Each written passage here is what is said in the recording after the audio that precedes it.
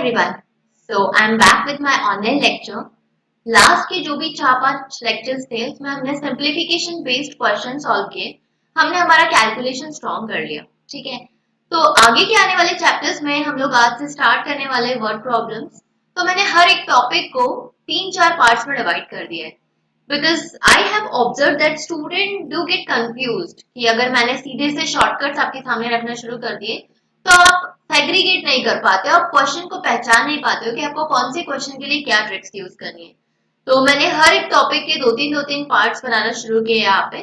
So average में हम लोग आज स्टार्ट करने वाले हैं पार्ट 1, जो कि कंप्लीटली हम डिस्कस करेंगे कि जब भी आप अर्थमेटिक प्रोग्रेशन के क्वेश्चंस अगर मिलते हैं आपको आपके सामने तो आप उन क्वेश्चंस को कैसे डील करने वाले हो, करेक्ट। तो how to calculate average, hashtag arithmetic progression आप इसको कर लीजिए, ठीक है। बिकॉज ये जो भी सारी मेथड्स है वो बेसिकली अर्थमेटिक प्रोग्रेशन के सवालों में आपको काम आने वाली है। तो यहां से हम शुरू करते हैं कि what exactly this arithmetic progression. So AP इसका शॉर्ट फॉर्म है यहाँ पे। तो 1 2 3 4 and 5। So is this a AP? Yes. Why? Because अगर आप दो कॉन्सेक्यूटिव टर्म को यहाँ पे अगर सब्ट्रैक्ट करते हो तो आपको हमेशा जो कॉमन डिफरेंस है वो सेम मिलता है। जैसे कि अगर आपने 2 में से 1 को माइनस किया तो आपको 1 मिलता है। यहाँ पे अगर आप 3 में से 2 को माइनस करते हो तो फिर से आपको कॉमन डिफरेंस 1 मिलता है।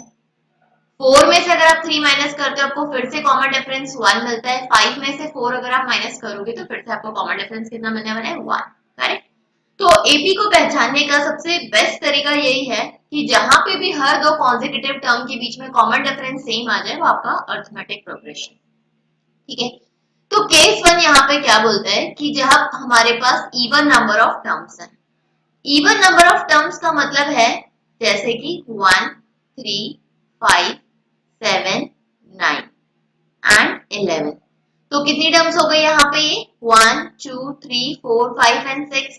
तो मेरे पास टोटल टर्म्स कितनी है? 6। तो यहाँ पे काउंटिंग अगर आप करते हो और आपको अगर एक इवन नंबर मिलता है तो उसको हम क्या कंसिडर करते हैं कि यहाँ पे जो नंबर ऑफ टर्म्स कैसी है वो इवन है।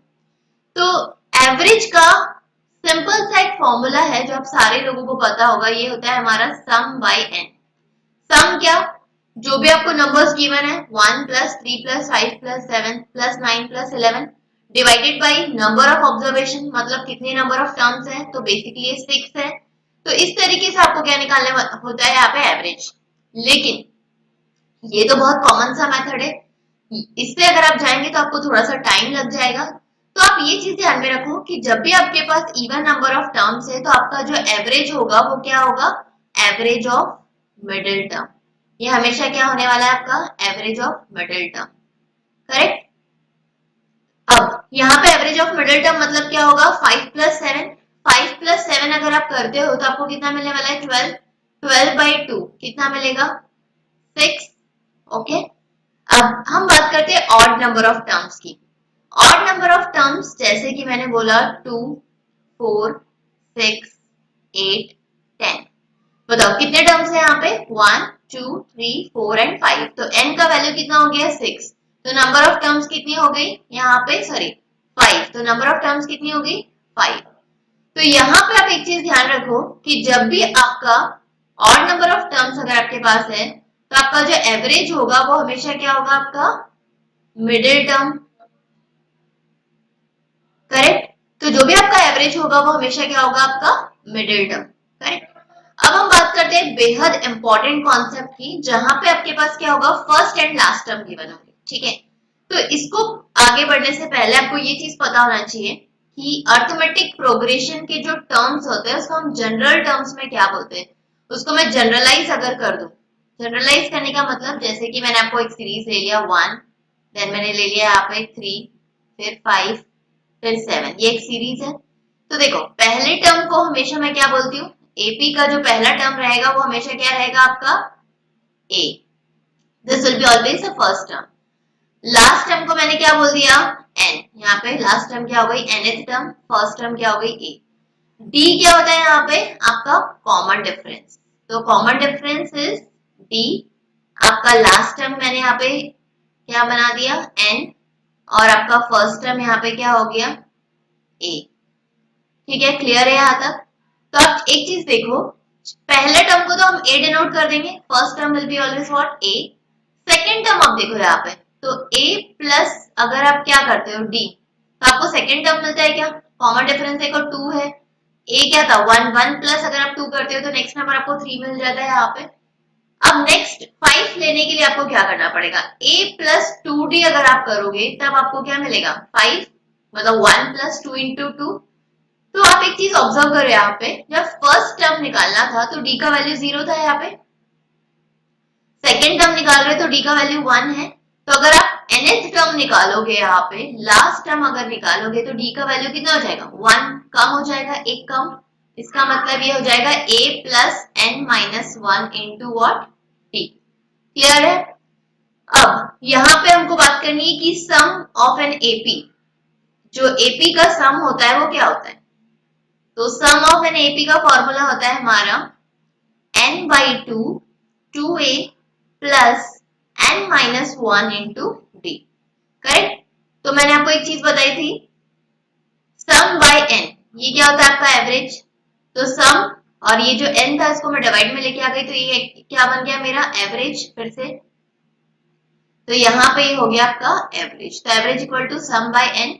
अब मैंने क्या किया, ये जो टू ए है इसको मैंने स्प्लिट कर दिया, तो आप इसको क्या लिख सकते हो, a plus n minus one into D, इस तरीके से आप इसको लिख सकते हो। तो ये फिर से आपका क्या बन गया, एवरेज, तो एवरेज इक्वल टू ए और डिवाइड में यहाँ पे टू भी है, करेक्ट? तो ये क्या हो जाएगा आपका फर्स्ट टर्म और ये क्या हो जाएगा आपका nth term divide by two. तो जब भी आपके पास पहली और लास्ट टर्म है सीक्वेंस की, तो आप यहाँ पे एवरेज बहुत ही आसानी से निकाल सकते हो, जो कि क्या होगा आपका first term plus last term divided by what, two. Correct? तो एक एग्जांपल यहाँ पे ले लेती हूँ मैं, जैसे मैंने लिया 1, 3, 5, 7, 9, 11, 13, कोई भी सीक्वेंस है, तो इसका अगर आपको एवरेज निकालना है तो आप क्या कर लोगे, 1 प्लस 13, 1 प्लस 13 देखो कितना होता है यहाँ पे 14, 14 बाई टू अगर आप करोगे तो एवरेज कितना मिल जाएगा, 7, तो 7 क्या हो गया आपका एवरेज। अब देखो ये फिर से मिडिल टर्म आ गया क्या आपका, क्योंकि कितनी टर्म थी यहाँ पे, ये तीन और ये तीन, 6, 7 थी, तो चौथा टर्म जो था आपका मिडिल टर्म था यहाँ पे, फोर्थ टर्म। तो यहाँ पे हमारा केस कौन सा, सेकेंड वाला भी सेटिस्फाई हो चुका है। तो अब आपको डिपेंड करता है कि क्वेश्चन किस तरीके से आपके सामने फ्रेम करके रखा हुआ है। अगर क्वेश्चन आपके सामने इवन नंबर ऑफ टर्म्स क्या है तो आप केस वन यूज करोगे, अगर आपके सामने ऑड नंबर ऑफ टर्म्स का केस है तो आप सेकंड केस यूज करोगे, अगर आपके पास पहली और आखिरी टर्म अगर आपको सीधे से मिल जाती है बिना किसी एफर्ट के तो आप केस थ्री यूज करोगे। तो अब इनको थोड़ा सा क्वेश्चंस में इसको थोड़ा सा अप्लाई करके हम लोग देखते हैं कि आपको क्वेश्चन कैसे सॉल्व करना है। तो find the average of all the terms divisible by 7 between 300 and 400, मतलब 300 और 400, इन सब के बीच, इन दोनों के बीच में आने वाले जितने भी नंबर हैं जो कि 7 से डिवाइड होते हैं, उनका आपको क्या निकालना है, यहाँ पे एवरेज निकालना है। तो उसे जैसे ही बोल दिया बिटवीन, मतलब आपको 300 और 400 को तो यहाँ पे कंसीडर ही नहीं करना है, वो तो काउंट ही नहीं होंगे। करेक्ट? तो इसका मतलब आपको क्या चेक करना है, 301। करेक्ट? अब 301 आप चेक करो, क्या ये 7 से डिवाइड होता है क्या, yes it is divisible by 7। कितने टाइम बताओ, 43 टाइम्स आता है ये। अब एक तरीका क्या आपके पास, जैसे उसने बोला डिविजिबल बाय 7, मतलब ये क्या होगा, 7 7 का कॉमन डिफरेंस आएगा, तो ये एक एपी है, तो 400 के पहले आने वाला नंबर क्या है, 399, तो आप सीधे से लास्ट टर्म की तरफ पहुंच जाओ। क्या ये 7 से डिवाइड होता है क्या, यस कितने टाइम्स, 7 5 35 और 4, तो ये भी डिवाइड होता है, मैंने चेक कर लिया। इसका मतलब यहाँ पे आप सीधे से क्या फॉर्मूला लगा सकते हो, first term plus last term, last term कितनी है 399 डिवाइड बाई 2, कितना मिलेगा आपको बताओ यहाँ पे, 700 divide by 2, so your answer will be 350। तो ये है आपका ऑप्शन नंबर ए। क्लियर? अब अगर ये एपी नहीं होता तो आपको ट्राई करना पड़ता कि 300 के बाद आप जाते, फिर नेक्स्ट जो भी नंबर था वो सारे जो भी कंडीशंस अगर बदल जाती है, बट क्योंकि ये एपी है तो आप इसमें सीधे से कौन सा फॉर्मूला लगा सकते हो, एवरेज का। ठीक है, एवरेज का फॉर्मूला क्या बताया था मैंने आपको, first term plus last term divided bye 2, कब, जब आपके पास फर्स्ट टर्म है और लास्ट टर्म है। क्लियर? चलो क्वेश्चन नंबर 2, यहाँ पे क्या पूछ रहा है, the average of 5 consecutive marks अब उसने क्या बोल दिया है, यहाँ पे आपको नंबर ऑफ टर्म्स दे दी उसने। नंबर ऑफ टर्म्स कितनी दे दी उसने, 5। और कॉन्जिक्यूटिव से उसके बोलने का मतलब है ये क्या है, एपी। तो देखो वो डायरेक्टली नहीं बताएगा आपको सवाल के अंदर कि ये एपी है, आपको खुद को आइडेंटिफाई करना पड़ेगा। ये कॉन्जिक्यूटिव है, इवन नंबर है, ऑड नंबर है, मल्टीपल है, डिविजिबल है, ये सारे हमारे एपी के केसेस ही होते हैं, बिकॉज कॉमन डिफरेंस यहाँ पे आपको सेम मिलने वाला है। तो यहाँ पे ये बात करता है अमन, बाबू, चिंटू, दीपक एंड ईशु। तो 5 टर्म का यहाँ पे एवरेज उसने दे दिया 23। तो आपको मैंने एक चीज बताई थी कि जब भी ऑड नंबर ऑफ टर्म्स है तो एवरेज हमेशा क्या होगा, मिडिल टर्म। मतलब ये मिडिल टर्म हो गई, इसके बाद 2 टर्म्स और होंगी, कॉन्जिक्यूटिव है तो कुछ गैप 1 1 का गैप आने वाला है। इसके पहले क्या होगा 22, और इसके पहले क्या होगा यहाँ पे 21। अब उसने क्या पूछा, what is the product of marks of Aman and Ishu. तो अमन कौन है, सबसे पहला वाला, एंड लास्ट में इशू है।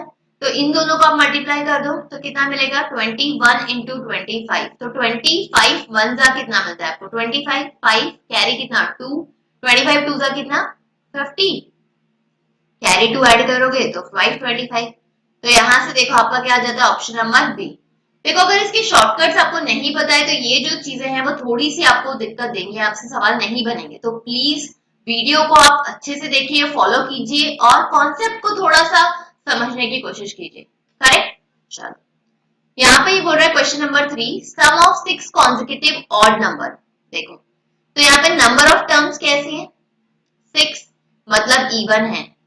करेक्ट, तो यहाँ पे जो, अब यहाँ पे इन्होंने क्या दे दिया, सम दे रखा है। तो सम डिवाइडेड बाय अगर मैं क्या कर दूं, n कर दूं तो मुझे एवरेज मिल जाएगा।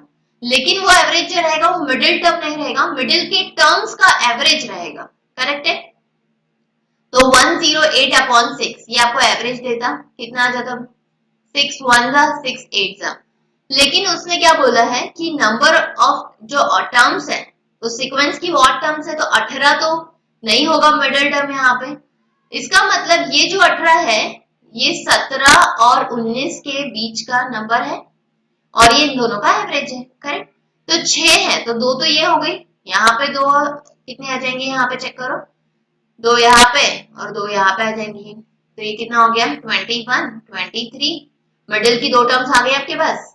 यहाँ पे इसके पहले वाला ऑड नंबर 15 और उसके पहले वाला ऑड नंबर कितना 13। उसने क्या पूछा है, find the difference between the highest and lowest term. तो हाईएस्ट टर्म कितनी है 23, लोएस्ट टर्म कितनी है 13 13। तो आपका डिफरेंस कितना आ जाता है, यहाँ पे डिफरेंस आ जाता है आपका 10। अब इसी सवाल के लिए आप एक स्टार मार्क करके एक फॉर्मूला देख लो। मैंने आपको बताया था जो आपका nth टर्म था वो था a plus n minus 1 into D, और आपका जो फर्स्ट टर्म जो मैंने आपको बताया था वो था आपका a। तो ये हाईएस्ट और लोएस्ट टर्म का डिफरेंस पूछ रहा है, मतलब हाईएस्ट टर्म तो लास्ट टर्म है यहाँ पे a plus n minus 1 into D, minus का कितना a। तो यहाँ पे a से a कैंसिल होके आपको क्या दे देता है n माइनस 1 इंटू डी। तो जब भी आपसे सवाल में वो पूछता है फर्स्ट टर्म और लास्ट टर्म का डिफरेंस हैशटैग एपी, तब आप सीधे से क्या लगा सकते हो n माइनस 1 इंटू डी। तो n क्या है यहाँ पे बताओ 6 माइनस 1 इंटू डी कितना है, यहाँ पे ऑड नंबर है मतलब डिफरेंस 2 2 का आएगा, तो 5 इंटू 2 कितना देगा बोलो 10। तो कैलकुलेशन जो है एकदम आसान हो जाएगी, फ्रैक्शन ऑफ सेकेंड्स में आपके आंसर सॉल्व होंगे यहाँ पे। Okay, sum of 8 consecutive even number series is 392। मतलब 8 consecutive even number है, उसका सम उसने कितना दे दिया है 392। तो एवरेज यहाँ पे निकाल सकते हैं हम, एवरेज कितना होगा बताओ 392 डिवाइडेड बाय 8 कितना आ जाएगा, 8 4 जा 32, 8 9 जा 72। बट ये तो नंबर मेरा ऑड नंबर है, मुझे इवन नंबर चाहिए। इसका मतलब फिर से ये क्या है, मिडिल के 2 टर्म का एवरेज है, तो इसके पहले आने वाला इवन नंबर 48 और इसके बाद आने वाला इवन नंबर 50। तो इन दोनों का एवरेज आपको कितना देता है 49। इसके पहले आने वाला नंबर क्या होगा 44, 42 और 40। तीन यहाँ पे कितने टर्म्स आ जाएंगे 3, यहाँ पे भी 3 टर्म्स आ जाएंगे, तो 52, 54 एंड 56। ये क्या आ गई मेरी 8 कॉन्जिक्यूटिव इवन नंबर सीरीज आ गई यहाँ पे। करेक्ट, ये आ गई मेरी इवन नंबर सीरीज। अब मुझे ऑड नंबर सीरीज निकालना है, उसमें भी नंबर ऑफ टर्म्स कितने 8 है। तो पहला टर्म कितना हो जाएगा आपका बताओ 11 more than the lowest term of even number series, मतलब फर्स्ट टर्म जो है ऑड नंबर सीरीज का वो 11 ज्यादा है किससे, लो highest term of even number series से। तो इसका मतलब ये कितना हो जाएगा बताओ 67। नेक्स्ट टर्म आप निकालोगे 69, then this will be 71, 73, this will be 75, 79 and कितना 81, 77 पे आएगा यहाँ पे। करेक्ट। कितने टर्म्स हो गए चेक कर लो, 3, 6 एंड 7, 8। ओके। अगर अब आपको इस तरीके से नहीं लिखना है इसको, डायरेक्टली आपको कोई एक पर्टिकुलर टर्म निकालनी है, तो कोई भी एक टर्म निकालने का तरीका tn इक्वल टू क्या होता है आपका a plus n minus 1 into D. तो यहाँ पे जैसे आपको t8 निकालना था, तो a कितना था यहाँ पे 67, n माइनस 1 मतलब कितना 7, यहाँ पे प्लस इंटू में कितना 2, तो 67 प्लस अगर आप 14 करते हो तो चेक करो फिर भी आपको क्या मिलेगा 81। तो आपके पास क्या आ जाएगा, सीधे से फर्स्ट टर्म आ गया, लास्ट टर्म आ गया। अब यहाँ पे क्या पूछा है सम, तो याद है आपको मैंने एक फॉर्मूला बताया था sum by n equal to first term. First term कितना है आपका बताओ, यहाँ पे फर्स्ट टर्म है आपका 67, लास्ट टर्म है आपका 81, डिवाइडेड बाय 2 है ये। अब n का वैल्यू भी आपको कितना दे रखा है 8, तो 2 से 1 टाइम, 2 से कितना टाइम 4 टाइम, तो सम आपको निकालना है यहाँ पे। तो सम कितना हो गया 67 में 81 अगर आप ऐड करते हो तो ये मिलता है 8, और ये 6 और 6 12 और 2 14 इंटू में कितना 4, ये कितना देगा बताओ 32 का 2 कैरी कितना 3, 14 4 दा 56 और 3 ऐड करोगे तो 592। तो आता है आपका ऑप्शन नंबर डी। चलो अब यहाँ पे हम एक बहुत ही इंपॉर्टेंट कॉन्सेप्ट पढ़ने जा रहे हैं। तो इसमें क्या बोला है, the average of 8 number is 21। तो एवरेज कितना है 21। न्यू एवरेज आपको निकालना है कब, जब हर एक टर्म जो है सीक्वेंस की उसको मैं मल्टीप्लाई कर दूं किससे 21 से। तो देखो अगर आप किसी हर एक टर्म को 21 किससे मल्टीप्लाई करते हो 8 से मल्टीप्लाई करते हो, तो आपका नया एवरेज भी क्या हो जाएगा यहाँ पे ओल्ड एवरेज मल्टीप्लाइड बाय 8, है ना। अगर आप क्या करते हो पुराने एवरेज में कोई एक एवरेज दे रखा है और हर टर्म में अगर आप ऐड करते हो, अगर आपने क्या कर दिया ऐड कर दिया किसी नंबर को, तो आपका नया एवरेज क्या हो जाएगा 21 प्लस 8। करेक्ट। अगर आप क्या करते हो हर एक टर्म में यहाँ पे एवरेज आपको दे रखा था 21, हर एक टर्म में अगर आप क्या कर रहे हो डिवाइड कर रहे हो मान लो, तो आपका नया एवरेज भी क्या हो जाएगा 21 डिवाइड बाय 8।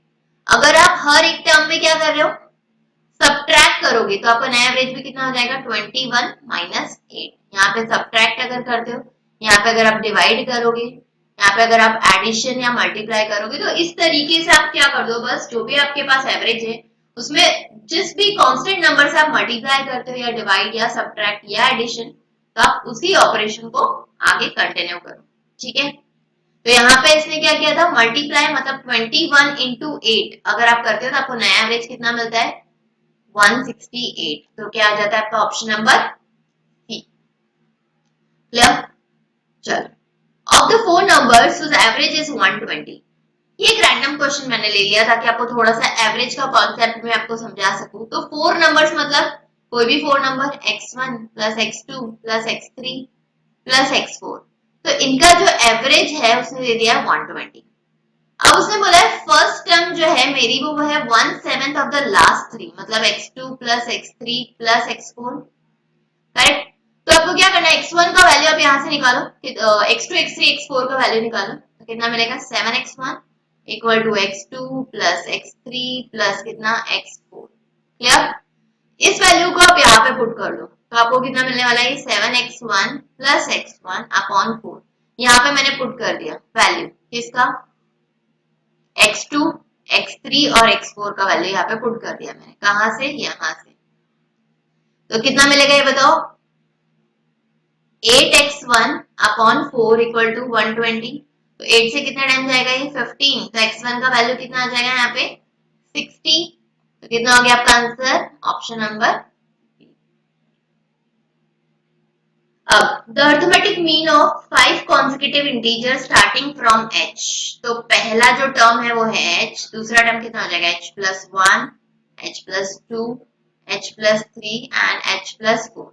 तो इसका मीन मतलब मिडिल टर्म, इसका वैल्यू a है। अब उसने बोला है कि what is the arithmetic mean of 9 consecutive integer that starts from h plus 2। तो 9 अगर टर्म है तो इसका मिडिल टर्म क्या हो जाएगा, एवरेज। तो मिडिल टर्म एवरेज अगर है, इसका मतलब 9 का मिडिल टर्म 5th टर्म होगा यहाँ पे, करेक्ट। तो h+2 से पहला टर्म स्टार्ट होगा, फिर क्या होगा h+3, h+4, then h+5, then h+6। तो ये आपका कौन सा टर्म आ जाएगा बताओ, 5th टर्म, है ना। तो 4 टर्म इधर, 4 टर्म इधर, 5th टर्म आपका ये आ जाएगा। तो h+2 अगर मेरा कितना है, a है, तो ये पूछ रहा है h+6 का वैल्यू कितना होगा। तो देखो h+6 को h+2 + 4 ब्रेक कर सकते हो आप, तो h+2 को यहाँ पे a लिख दोगे और प्लस का 4 एज इट इज। तो कितना आ जाता है आपका आंसर, 4 + a। गाइस ये दो जो क्वेश्चन है आने वाले, इसमें आपको बिल्कुल एक मैजिकल ट्रिक मैं आपको बताने वाली हूँ, जो आपको आगे आने वाले चैप्टर्स में भी बहुत हेल्पफुल रहेगी। इसको आप स्टार मार्क करके लिख लो बिल्कुल, और टाइम एंड वर्क तक जब हम पहुंचेंगे तब आपको ये ट्रिक बहुत काम आने वाली, करेक्ट। तो यहाँ पे क्या बोल रहा है, out of 3 friends Antu, Babu and Chhotu, the age of Antu is twice the age of Babu. मतलब अंटू कितना है, 2 टाइम्स है बाबू का एज का, एंड ये आधा है छोटू के एज का, करेक्ट। तो इस इक्वेशन को अगर आप सिंप्लीफाई करोगे, इसका मतलब 2 को आप किस में मल्टीप्लाई कर दोगे, a में, तो ये देगा आपको 2a = 4b = c। अब आपको a b c का वैल्यू रेशियो में यहाँ पे निकालना है, बिकॉज यहाँ पे हमारे पास रेशियो के टर्म्स में वैल्यू है, करेक्ट। तो आपको अगर a का वैल्यू निकालना है तो आप कोफिशिएंट को मल्टीप्लाई करो b और c के, तो b और c के कोफिशिएंट को मल्टीप्लाई करते हो मतलब 4 देगा, 4 × 1। अगर आपको b का वैल्यू निकालना है तो a और c के कोफिशिएंट को मल्टीप्लाई कर दो, तो कितना देगा बताओ, 2। अगर आपको c का वैल्यू निकालना है मतलब a और b के कोफिशिएंट को आपको मल्टीप्लाई करना है, मतलब ये कितना देगा, 8। इसको आप फर्दर और चाहो तो 2 से डिवाइड कर दो, तो ये आपको कितना देगा, 2, 1 एंड 4। तो आप एक चीज देख रहे हो यहाँ पे, अंटू कितना आ गया, twice of age of what, Babu, and half the age of what, Chhotu. अब इन्होंने यहाँ पे दे रखा है सम ऑफ देयर एजेस, तो इसका मतलब 2x + x प्लस कितना, 4x। ये आपको 56 दे रखा है, 7x का वैल्यू 56, x का वैल्यू कितना, 8। उसने पूछा है किसका, ये छोटू का, तो छोटू का एज कितना हो जाएगा, 4x, मतलब 4 × 8 कितना हो जाएगा, ये 32, करेक्ट। तो यहाँ पे कितना आ गया आपका answer, option A. Next question same pattern but थोड़ा सा ट्रिकी, क्लियर। तो among 3 number first number is twice of the second number, मतलब पहला नंबर a अगर है तो ये दुगना है दूसरे नंबर का, और 3 गुना है तीसरे नंबर का, and thrice of the third number। फिर से देखो सेम पैटर्न, a का वैल्यू निकालना है मतलब b × c करेंगे, कितना मिलेगा, 6। b अगर निकालना है तो a × क्या करेंगे, c, मतलब 3। यहाँ पे अगर आपको c निकालना है तो 2 मिलेगा। अब इसने यहाँ पे सम ना देते हुए हमको क्या दे दिया, the average of all 3 number. तो एवरेज अगर आपको निकालना है तो ये कितना देगा बताओ आपको, 11, सम अपॉन नंबर ऑफ ऑब्जर्वेशन, ये आपको एवरेज देगा। तो आपको यहाँ से x का वैल्यू कितना आ गया, चेक करो, 21, ठीक है। तो 21 आपका x का वैल्यू आ गया। अब इसने क्या पूछा, what is the difference between largest and smallest number. तो लार्जेस्ट नंबर क्या है, 6 और 2, तो डिफरेंस कितना आ गया, 4x, मतलब 4 × 21। तो देखो ये कितना देगा आपको, 84, जो कि आ गया आपका ऑप्शन नंबर ए। इस वाली ट्रिक को आप थोड़ा सा ध्यान से समझ लो फिर से। a अगर निकालना है तो यहाँ पे क्या हो जाएगा, b × c के कोफिशिएंट का मल्टीप्लिकेशन, b अगर निकालना है तो a × c, और c अगर निकालना है तो a × इसी के साथ आज का लेक्चर मैं यहीं पे ओवर करती हूँ। एंड गाइस अगर आप पढ़ रहे हैं तो प्लीज कमेंट सेक्शन में आप बिल्कुल मेंशन कीजिए अगर आपके कुछ डाउट्स हैं, बिकॉज बहुत सारे ऐसे स्टूडेंट्स थे मेरे जिन लोगों ने मुझे बोला था कि मैम आप ऑनलाइन पढ़ाते हैं क्या, जैसे कि वैष्णवी है, ऋषिकेश है, सुधीर है, like they are following me like anything. वो लोग बिल्कुल अपनी पढ़ाई कर रहे हैं। अगर पढ़ाई कर रहे हैं तो कमेंट सेक्शन में अपने डाउट क्यों नहीं पोस्ट कर रहे हैं, तो प्लीज आप अपने डाउट पोस्ट कीजिए, बिकॉज आपने ये सारी चीजें बिल्कुल एक बार पढ़ रखी है, आपके कॉन्सेप्ट्स क्लियर है। और जो लोग ये चीजें पहली बार पढ़ रहे हैं तो वो भी क्या उनको ये चीजें समझ में आ रही हैं, क्या उनको ये लेक्चर्स अच्छे लग रहे हैं, तो प्लीज कमेंट सेक्शन में एक बार आप जरूर मेंशन कीजिए। और अगर आपने अभी तक चैनल को सब्सक्राइब नहीं किया तो आप चैनल को सब्सक्राइब कीजिए, वीडियो को जिस सीक्वेंस में अपलोड किया गया उसी सीक्वेंस में आप फॉलो कीजिए, बिकॉज यही एक तरीका है, इसी तरीके से आपको पढ़ना है, करेक्ट, इसी तरीके से आपको आगे बढ़ना है। Guys thank you so much, I hope you enjoyed the session.